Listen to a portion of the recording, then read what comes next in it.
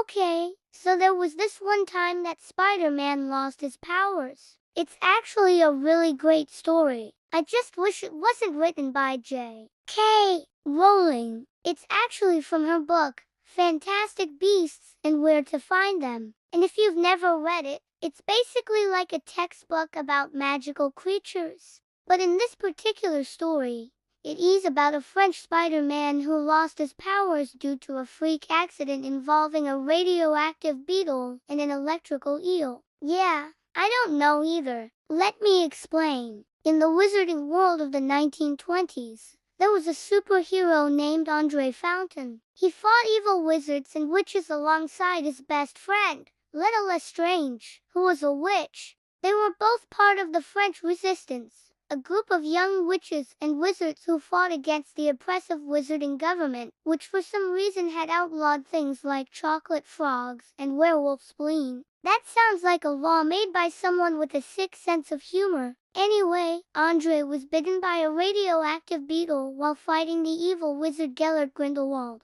The bite gave him arachnid-like abilities and powers, including super strength, speed, agility, a spider sense, which is basically a sixth sense that lets you know when you're about to get attacked. And it also gave him the ability to stick to walls. Pretty cool. Except here's the thing. See, the bite didn't take his powers away. That only happened when he got zapped by an electric eel. Yeah, for some reason, getting zapped by an electric eel somehow nullified the effects of the radioactive beetle bite. Like if someone was gone, write a story about a radioactive beetle bite and then an electric eel zap taking away the powers, I would think that the electric eel would be radioactive too. Otherwise, why would the eel have that effect? I mean, sure, maybe the eel could be venomous or something, but wouldn't it just make more sense if it was radioactive?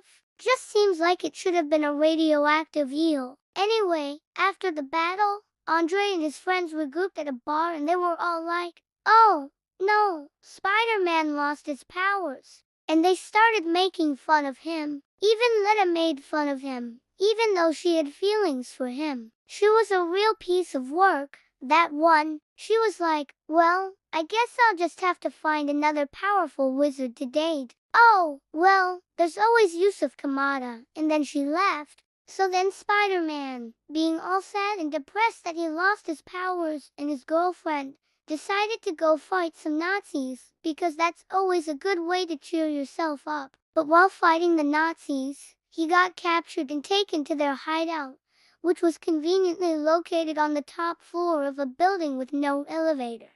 So he was forced to climb all the way to the top, which took a lot of energy because it was the 1920s and buildings didn't have elevators. And while climbing, he started to feel his powers returning. See, it turns out that the radioactive beetle bite didn't actually take his powers away in the first place. It just made them dormant. But when he exerted himself physically, it activated them again. So he finished climbing and just in time too, because if he'd gotten there any slower, the Nazis would have captured him. And then once he got to the top floor, he fought the Nazis and saved the day. And then afterward, Letta came up to him and said, "Hey, I was wrong. You're still a great hero even without your powers. But also now you have powers again. So we should totally hook up sometime." And then they did. The end.